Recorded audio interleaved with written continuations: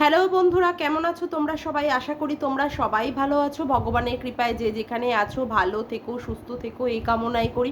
মামনের মনের কথাতে তোমাদের সকলকে সুস্বাগতম। আমিও খুব ভালো আছি। আবার আরেকটি নতুন কন্ট্রোভার্সিয়াল ভিডিও নিয়ে তোমাদের সামনে চলে এসেছি। প্রচণ্ড গরম পড়েছে, প্রায় 43 থেকে 45 ডিগ্রির মতো তাপমাত্রা উঠছে বাইরের দিকে। এখন যদি কোনো রকমের এমার্জেন্সি না হয়, দয়া করে বাড়ি থেকে বাইরে বেরিয়েও না। আর যদিও বা দরকারে বা প্রয়োজনে বাড়ির থেকে বেরোতে হয়, তাহলে অবশ্যই তোমরা ছাতা এবং তার সাথে গ্লুকন ডি এই সমস্ত ক্যারি করো। কারণ এত গরম, আমি নিজে ওই গরমের মধ্যে থেকে ওই স্কুল থেকে আমায় আসতে হয় এবং আমি প্রচণ্ড পরিমাণে বুঝি যে অস্বাভাবিক একটা স্কচিং হিট, যে হিটের মধ্যে দিয়ে আসাটা খুব কষ্টকর। যাওয়াটা তো খুব সহজা, ইজিলি চলে যাওয়া যায়, 6:30 পৌনে 7টার মধ্যে বেরিয়ে গিয়ে সে স্কুলে পৌঁছে যাওয়া যায়, কিন্তু আসাটা সত্যি কথা বলতে প্রচণ্ড পরিমাণে শরীর পুরো মানে হয় পুরো জ্বলে যেতে থাকে। যাই হোক, সবাইকে বলবো ভালো থেকো, সুস্থ থেকো এবং প্রচুর প্রচুর পরিমাণে জল খাও। দরকার হলে 2-3 বার করে স্নান করো, যাতে করে শরীর থেকে তাপটা বেরিয়ে যায়। যাই হোক, অনেক কথা বলে দিলাম, অনেক তোমাদের উপদেশ দিয়ে দিলাম। হ্যাঁ, এখন আমি আমার মূল ভিডিওতে ঢুকি। আজকে আমাদের দালাল দিদি, ওই ঘোড়ামুখী দালাল দিদি, নবদাকে উদ্দেশ্য করে এবং কিছু কিছু কথা সীমাদিকে উদ্দেশ্য করে আর আমাদের সমাজকর্মী দিদি সঙ্গীতা ম্যাডামের উদ্দেশ্যে কিছু কথা বলেছে। তা আমি আগে প্রথমে নবদাকে দিয়ে কথাটা শুরু করি। নবদা শুনলাম কালকে নাকি কোনো একটি ভিডিও করেছে ওয়াইটির দাদা ভাইয়ের এগেনস্টে, এবং সেখানে কিছু কিছু স্ল্যাং ইউজ করেছে বা নোরা নিয়ে বলেছে ঢুকিয়ে দেবে। এই সমস্ত জিনিসের আমি খুব একটা পক্ষপাতী নই, কারণ আমার কথা হচ্ছে কারোর এগেনস্টে আমার যদি কিছু বলার হয়, তাহলে আমার মুখের ভাষাটাকে সুন্দরভাবে করে সেইখানে আমার বলা যেতে পারে। সেখানে কাউকে গালিগালাজ করে, কাউকে অশ্রাব্য নোংরা নোংরা গালিগালাজ করে তাকে অ্যাটাক করা, তার পুষ্ট হবে, অমুক হবে, এই সমস্ত দিকে আমি মোটেই পক্ষপাতী নই। হ্যাঁ, আমার সাথে দাদা ভাইয়ের হয়তো বা একটু মনের দিকে অমিল হয়েছে, যাই হোক, অনেকটা নিজেদের মধ্যে একটু দূরত্বও তৈরি হয়েছে। আমি আসবো দাদা ভাইকে কিছু কথা বলতে। দাদা ভাই, তোমাকে আমি একটা কথা বলি, তুমিও আমাকে দিদি বলো বা আপনি করে সম্মান করেছো কোনো এক সময়, তার উদ্দেশ্যে নিয়ে বলবো, তুমি আমাকে দয়া করে ষাঁড় মেয়েও বলে মানে কি বলবো, ডেকো না। হ্যাঁ, সেটা সত্যি আমার কাছে প্রচণ্ড খারাপ লাগবে। কারণ আমি দেখলাম তুমি তোমার দিদির কমিউনিটি পোস্টে আমাকে নিয়ে ষাঁড় মেয়েও বলেছো, যে ষাঁড় মেয়েদের কথা। ভাই, আমি কিন্তু তোমাকে এমন কোনো কথা বলিনি যে তুমি আমাকে ষাঁড় মেয়েও বলে উচ্চারণ করে তুমি আমাকে অভিবাদন করছো। হ্যাঁ, তোমার সাথে আমার মনের অমিল হয়েছে, আমি তোমাকে দুটো কথা বলেছি, তার মানে এটা নয় যে তোমাকে এত বড় অধিকার আমি দিয়ে দিয়েছি যে তুমি আমাকে ষাঁড় মেয়েও বলবে। শোনো, তুমি যে বাংলা ভাষাগুলো শব্দগুলো ইউজ করছো না, ওই সমস্ত বাংলা ভাষায় না আমি যথেষ্ট দক্ষ, এবং কতটা দক্ষ সেটা আমি তোমাকে না ইউটিউবে নাই দেখালাম, ঠিক আছে? ওই মানে এডুকেশান নিয়ে আমি বড়াই করতে এখানে পছন্দ করিও না, বা আমি করবো না। যাই হোক, যা এডুকেশান আছে না আছে এসব নিয়ে এখানে বলা দরকার নেই। আমি তোমাকে একটা কথাই বলবো, আমি কিন্তু তোমাকে বরাহনন্দন বা ইম্পোর্টেড হোয়াইট মাঙ্কি বলে আমি কিন্তু তোমাকে অভিবাদন করছি না। তো সুতরাং এমন কোনো শব্দ দিয়ে আমাকে অভিবাদন করো না যেখানে আমাকেও সেই লেভেলে গিয়ে নোংরামিপানা করতে হয়। কারণ আমি একটা কথা বলেছি তোমাকে, যে তোমার লাইফ নিয়ে আমার কিছু মন্তব্য আমি প্রকাশ করেছি, কিন্তু এর ব্যতীত আমি কিন্তু তোমাকে নিয়ে কোনো নোংরা কথা বা নোংরাভাবে আমি কিন্তু তোমাকে কোনো রকমের আক্রমণ করিনি। কিন্তু তুমি যদি আক্রমণটা করো, খেলা যদি শুরু করো, আমি কিন্তু খেলাটা মানে ভালো মতোই খেলতে পারবো, আমিও কিন্তু খেলাটা ভালো মতো খেলতে পারবো। সুতরাং এমন কিছু কথাবার্তা বলে আমাকে অভিবাদন করো না যাতে করে সেই লেভেলে গিয়ে খেলাটা খেলতে হয়। যাই হোক, আশা করব তুমি আমার কথাগুলো বুঝবে এবং এই ধরনের নোংরামিতে নিজেকে আর নামিও না। যে নোংরামি অলরেডি পাস্টে তুমি করে রেখেছো, অনেক গুণকীর্তনের কথা আমি অলরেডি শুনে নিয়েছি বা আমি কিছু কিছু দেখেওছি। যাই হোক, নিজের যদি এতটুকু শিক্ষা বা এতটুকু বোধ যদি বংশমর্যাদা বলে কিছু বেঁচে থাকে, তা আমি বলবো আমাকে কিন্তু সারমেয় বলে অভিবাদন করো না, ঠিক আছে?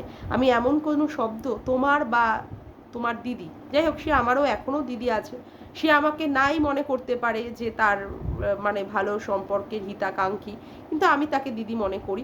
যাই হোক, আমাকে কিন্তু এইভাবে অভিবাদন করো না। এবার আমি নবদা রেগে মানে হয়ে বলবো যে নবদা, তুমি ভিডিও করলে ভালো কথা, কিন্তু তুমি সঞ্জয়ের এগেনস্টে এইভাবে কথাগুলো না বললেও পারতে। যাই হোক, এটা তোমার অভিরুচি, তুমি কীভাবে করবে। আর তুমি ওই দালালের কাছে বা দালালের বরের কাছে ক্ষমা চাইছো। তুমি দেখোনি মনে হয় বেঙ্গলি ব্লগার গৌমিতা কালকে মানে ভেরু দাদার স্বরূপ কিন্তু খুব সুন্দরভাবে প্রকাশ করে দিয়েছে। দাদার এবং দাদার হাজবেন্ড অর্থাৎ ভেরু দাদার কিন্তু স্বরূপ খুব সুন্দরভাবে প্রকাশ করে দিয়েছেন। সেখানে তুমি যে কর্মটা করে বা যেটা করে তুমি ভিডিওটা করলে, আশা করি তোমাকে সেটা খুব একটা ভালো মানালো না, মানে তোমার সঙ্গে ঠিকঠাক গেল না। যাই হোক, এবার তোমার অভিরুচি, এইখানে আমি কিছু কথা বলবো না। এখানে তোমাদের মধ্যে মানে তোমাকে এসে কি কি জ্ঞান দিয়েছে বা কি কি জ্ঞানের পাঠ পড়িয়েছে, এখন তো দেখছি তার নামেও একটা সতীপীঠ প্রথম থেকে আগে একটা রচনা করা উচিত ছিল, সেটা রচনা করতে দেরি হয়ে যাচ্ছে। মানে তার নামে একটা সতীপীঠ হলে সবচেয়ে বেশি ভালো হতো।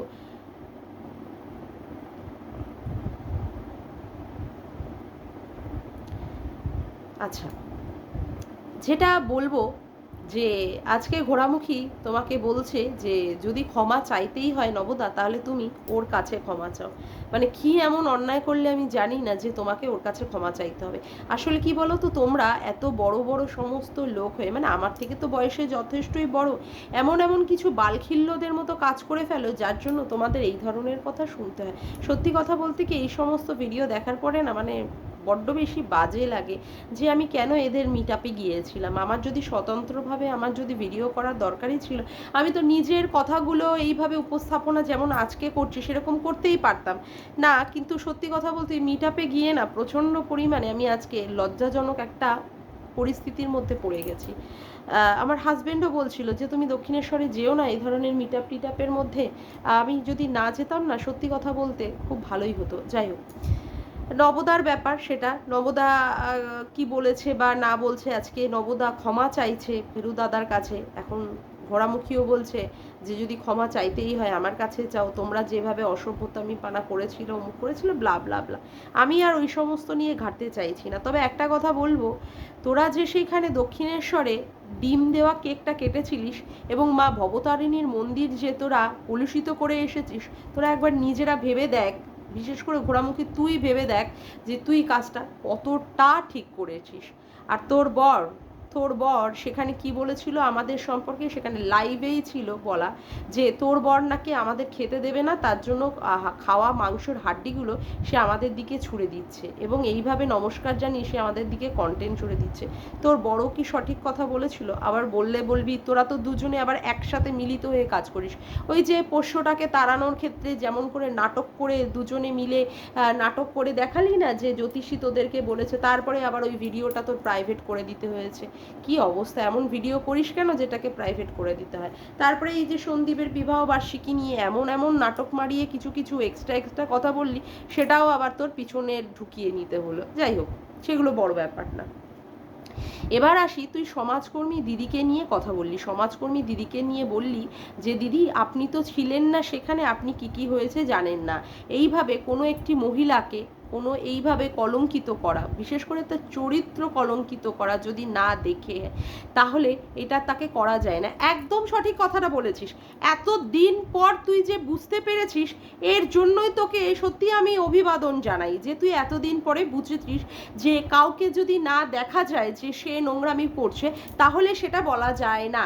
ঠিক। এবার আমি বলি, এমএসএলদের কণিকাদের এগেনস্টে তুই কি করে তাহলে এই কথাগুলোই প্রযোজ্য করেছিলিস? আজকে যার প্রতিবাদ তুই করতে বসেছিস, আজকে যে জিনিসের প্রতিবাদ করছিস তার প্রতিফলন বা তার প্রতিচ্ছবি তো অলরেডি এমএসএলদের ওখানে হয়ে গিয়েছিল, তাহলে তুই কি করে এখন সেই ভাষণগুলো দিতে বসছিস? এই যে এই নাইটি নিয়ে তুই প্রচণ্ড সোচ্চার। নাইটি, তখন তুই ওদেরকে কি বলেছিলিস? কণিকার শাশুড়ি যখন পরতো নাইটি, তারপরে কণিকার কি বলে যা যখন নাইটি পরতো, কণিকা যখন, তুই বলতিস ওদের নাইটি ফ্যামিলি।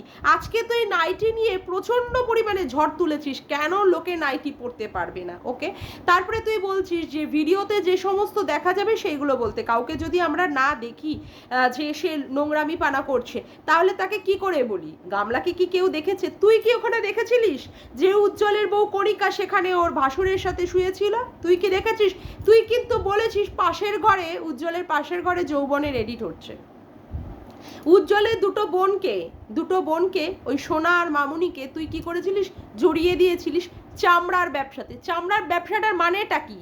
চামড়ার ব্যবসাটার মানেটা কি একটু পরিষ্কার করে বোঝাবি প্লিজ? চামড়ার ব্যবসাটা সেটা কি খুব ভালো জিনিস ছিল যেটা তুই বলেছিলিস? তুই প্রচণ্ড পরিমাণে মুখ দিয়ে দিয়ে ওদের বলাৎকার করে দিয়েছিলিস, মুখ দিয়ে দিয়ে ওদের রেপ করে দিয়েছিলিস। যেগুলো না দেখা গেছে সেইগুলো দিয়ে দিয়ে দিয়ে দিয়ে তুই ওদেরকে কি করেছিলিস, মানে সবাইকে তুই ওদের চরিত্রগুলোকে নোংরা করে দিয়েছিলিস। আজকে তুই বলছিস যে কোনো মেয়েকে কোনো মেয়ে দ্বারাও এইভাবে কলঙ্কিত করা যায় না। তুই যেগুলো অতীতে করেছিলিস সেইগুলোর প্রতিবাদ কে করবে, সেই কথাগুলো কে তুলবে? তুই রিম্পা শ্বশুরের সাথে শুয়ে দিয়েছিলিস এবং তাতে জোগাড় করেছিলিস তোর ভাইটিকে তোর এই নোংরার পার্টনার করার জন্য। তুই কি সেটা ঠিক করেছিলিস ভাইকে জোগাড় করে রিম্পার এগেনস্টে যেরকম করেছিলিস? আর রিম্পার শ্বশুরের সাথে রিম্পাকে দেখেছিলিস শুতে? তুই কি করে বলেছিলিস? না, তোর তো বলতেই হবে। গীতাদির মেয়ের জামাইয়ের সাথে শুয়ে দিয়েছিলিস। তার মানে ব্যাপারটা হচ্ছে তুই যে সমস্ত কাজগুলো করবি তুই করতে পারিস, যদি অন্য কেউ তোর সাপোর্ট করা ব্যক্তিকে করে তখনই তোর গায়ে চিরবিরানি জ্বালা উঠে যাবে, তোর একদম লঙ্কা বাটার মতো শরীরে জ্বলে উঠবে। তখনই তুই কি করতে বসবি? তখনই তুই প্রতিবাদ করতে বসবি, তুই সত্যের ঝান্ডা নিয়ে বসবি। তুই বলবি যে স্রোতের তুই বিপরীতে চলিস। তুই স্রোতের বিপরীতে চলে কি করলি তুই স্রোতের বিপরীতে চলে কি এমন করছিস তুই যখন এদের এগেনস্টে নোংরা নোংরা কথাগুলো বলেছিলিস তখন কি তুই ঠিক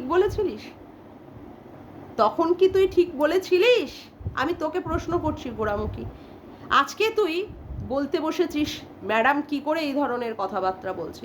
তুই তো ম্যাডামকে কতভাবে নোংরা ভাবে আক্রমণ করেছিস। ম্যাডামের যোগ্যতা কি আছে, তুই তার কত বড় যোগ্যতা, অমুক তমুক কত কথা বলেছিস। আজকে যে ভাইয়ের স্ট্রিম লাইভে উঠেছিস ওই ভাই তো প্রত্যেক দিন ম্যাডামকে ধুয়ে পেদিয়ে করে দিচ্ছে। আর বড় বড় কথা বলছিস যে ম্যাডামকে নিয়ে এইভাবে আমি কোনোদিন বলিনি। যদি বলি থাকে তাহলে সেটা আমাকে ভিডিও তো কত আছে, কত ভিডিও আছে। তারপরে কি বলছিস এই ম্যাডাম কদিন থাকবে? 1-2 মাস থাকবে। আগে তুই ভাব তুই আর ইউটিউবে কতদিন থাকবি? যেভাবে তুই কেসগুলো খাচ্ছিস এইভাবে পরপর কেস খেতে থাকলে তুই কতদিনতে থাকবি? এইবার আসি যেটা মূল পয়েন্টে।